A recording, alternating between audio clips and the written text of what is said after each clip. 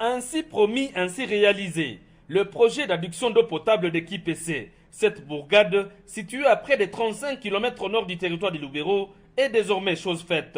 Le gouvernement du Nord Kivu a procédé à la coupure du ruban symbolique, marquant la réception de ce projet, qui a coûté 800 000 $ américains aux partenaires du Fonds pour la consolidation de la paix. Une véritable marée humaine a été mobilisée comme un seul homme pour saluer l'effectivité de la promesse formulée en 2011 par le chef de l'exécutif provincial du Nord Kivu.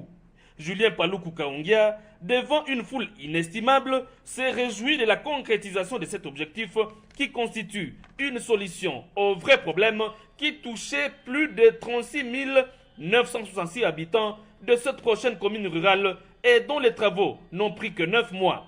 Un rêve, une réalité, des milliers des habitants ont témoigné leurs remerciements ainsi que leur soutien indéfectible au gouvernement du Nord Kivu et à travers lui au chef de l'État congolais Joseph Kabila. L'eau, cette denrée rare qui constituait un véritable casse-tête pour des populations qui étaient obligées de parcourir plusieurs kilomètres, coule désormais dans près de 65 bornes fontaines et près de 360 robinets disséminés à travers cette bourgade d'Ekipese. Et Julien Paluku a fait le premier exemple avant de jouer au tambour, grand signe de satisfaction. L'autorité provinciale du Nord Kivu considère qu'il s'agit là d'une dividende remarquable de la paix retrouvée grâce aux efforts inlassables du chef de l'État Joseph Kabila.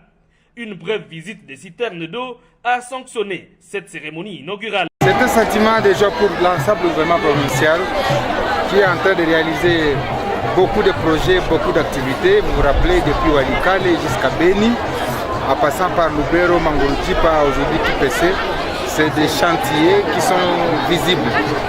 J'ai été ici il y a une année et parmi les grands besoins de la population, c'était le manque d'eau potable. C'était exprimé par toutes les couches de la population et c'est vrai, beaucoup de mamans perdaient de leur vie en tombant dans les ravins à la recherche de l'eau ça et là. Et j'avais promis que effectivement nous allions mobiliser tous les gouvernements provinciaux, tous les partenaires. Et aujourd'hui nous sommes heureux que les fonds de consolidation de la paix aient accepté notre appel pour venir ériger ces grands projets ici, dont le coût total est de 800 000 $. Ce que je demande à la population, c'est de garder cette eau, c'est de garder la tuyauterie.